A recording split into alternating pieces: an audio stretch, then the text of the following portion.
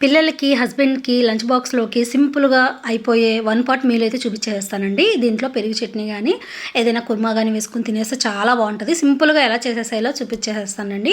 First అయితే నేను కడాయి పెట్టేసుకొని, ఇందులో నేనొచ్చేసేసి ఒక 2 స్పూన్లు వచ్చేసేసి నెయ్యి యాడ్ చేసేసాను.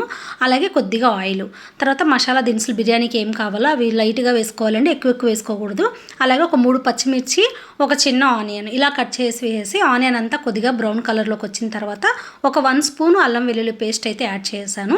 తర్వాత ఇందులోనే పుదీనా, కొత్తిమీర యాడ్ చేసుకోవాలి. నా దగ్గర ఆ టైంలో పుదీనా లేదు. అందుకని ఓన్లీ కొత్తిమీర యాడ్ చేశాను.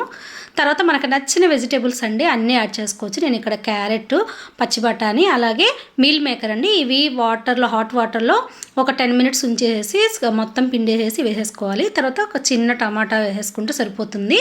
మీడియం సైజ్ టమాటా వేసేసుకుంటే సరిపోతుందని ఇందులోనే ఉప్పు, కారం, పసుపు టేస్ట్‌కి సరిపడా వేసేసుకోవాలి. కారం ఎక్కువగా వేయకూడదు. ఒక హాఫ్ స్పూన్ మాత్రం సరిపోతుంది. సాల్ట్ మాత్రం మీ టేస్ట్‌కి సరిపడా చూసుకొని చెక్ చేసుకొని వేసేసుకోండి. అంతా ఒకసారి మిక్స్ చేసుకొని వెజిటబుల్స్ అన్నీ కొద్దిగా మగ్గిన తర్వాత ఇందులోనే నేను గరం మసాలా అయితే ఒక 1 స్పూన్ అయితే యాడ్ చేశానండి. పెరుగు ఒక 3 స్పూన్లు అయితే పెరుగు యాడ్ చేశాను. చూసారు కదా, ఇదంతా కూడా ఒకసారి మిక్స్ చేసుకొని ఇప్పుడు ఇందులోనే నేను బాస్మతి బియ్యం అండి, ఇది ఒక 1.5 గ్లాస్ తీసుకున్నాను అనమాట. ముందే కడిగి నానబెట్టేసుకున్నాను ఒక హాఫ్ అన్ అవర్ ముందు. ఈ రైస్ కూడా వేసేసి ఎక్కువగా తిప్పకుండా నిదానంగా స్లోగా తిప్పేసుకొని ఇందులోనే హాట్ వాటర్ అయితే నేను 2.5 గ్లాస్ మాత్రమే యాడ్ చేస్తున్నానండి. బాస్మతి రైస్ కాబట్టి మీ రైస్ ఎలా కుక్ అవుతుందో దాన్ని బట్టి మీరు ఎసరు అనేది యాడ్ చేసుకోవచ్చు. తర్వాత నేను ఇక్కడ టేస్ట్ అయితే చూస్తున్నాను సాల్ట్ సరిపోయిందా లేదా అని చెప్పేసి.